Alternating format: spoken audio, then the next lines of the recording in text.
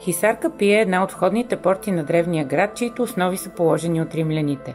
Портата е била използвана до късно време, като част от възрожденските къщи в близост използват нейните зидове за основи на градежите си.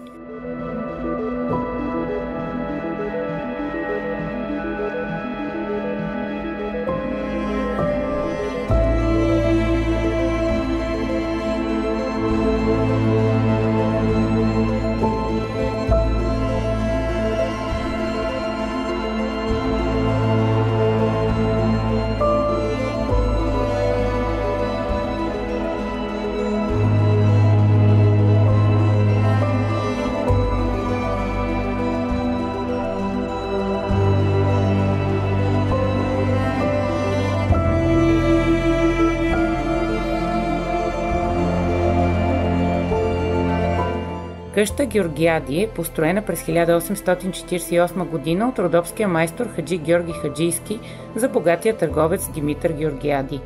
В днешни дни в нея се помещава частта на Историческия музей на Пловдив, посветена на българското възраждане.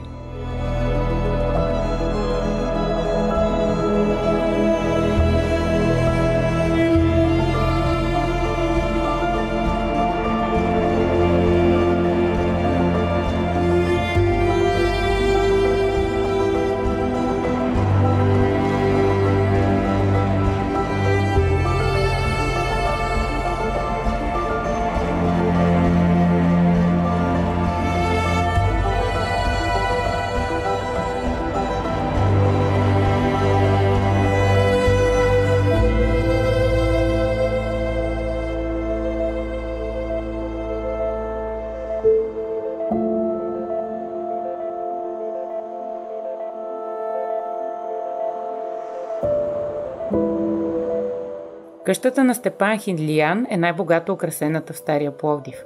Майсторите Моко и Мавруди се трудили над половин година, за да изпишат тази впечатляваща постройка с декоративни елементи, като вътре могат да бъдат видени и пейзажи от Цариград и Венеция. В тази къща се намира и вътрешна баня, което се среща изключително рядко във възрожденската архитектура.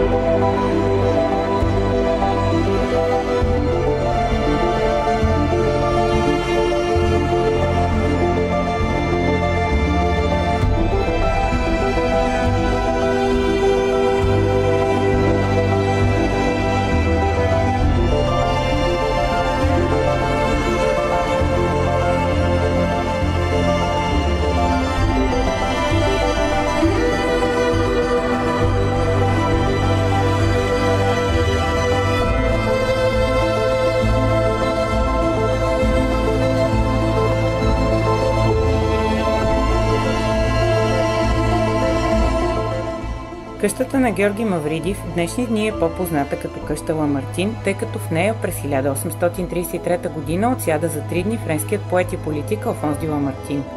Самата сграда е построена в типичен възрожденски стил. Въпреки наклонения терен, на който се намира, майсторите са успели да спазят класическата симетрия на втория етаж с типичните за периода еркери.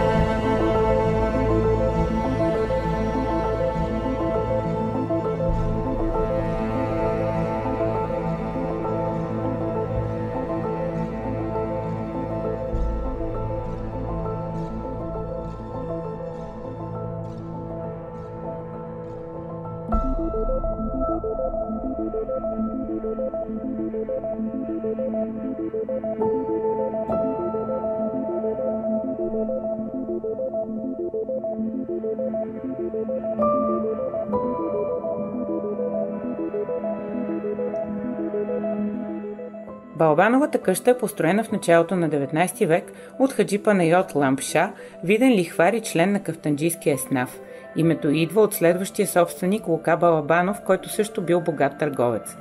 Тази постройка с впечатляващи размери е била разрушена до основи през 30-те години на 20 век, след което през 1971 година е била построена наново с помощта на документи и бележки, документирали оригиналния й вид.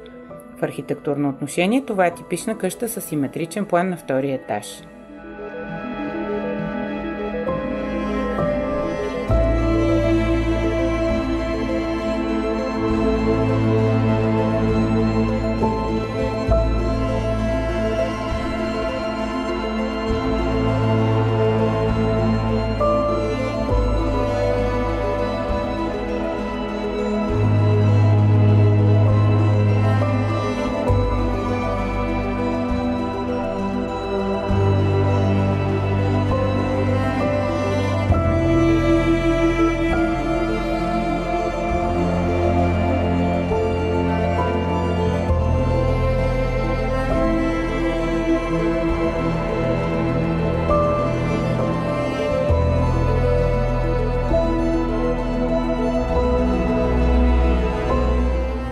Куюмджиевата къща е построена през 1847 година от майстор хаджи Георги Зааргир Куюмджиоглу, виден представител на абаджийския еснаф.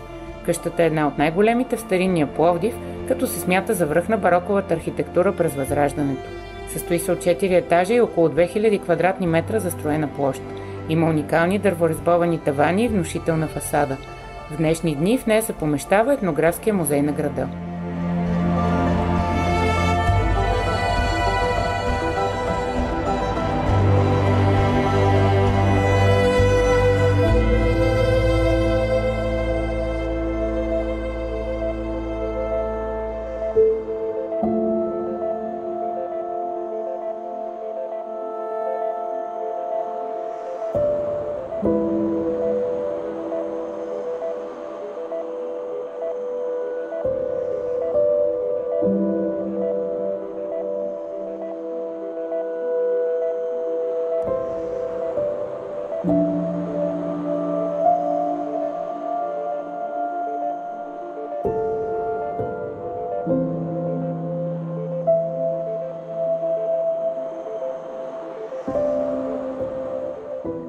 Църквата Свети Константин и Елена е построена в днешния си вид през 1882 година. Преди това на същото място е имало множество храмови постройки, които по различни причини били разрушавани. Сегашната църква е построена от брациговския майстор Петко Петков Бос и представлява трикорабна базилика. През 60-те години на 19 век е построена и камбанарията, която е емблематична за Стария град.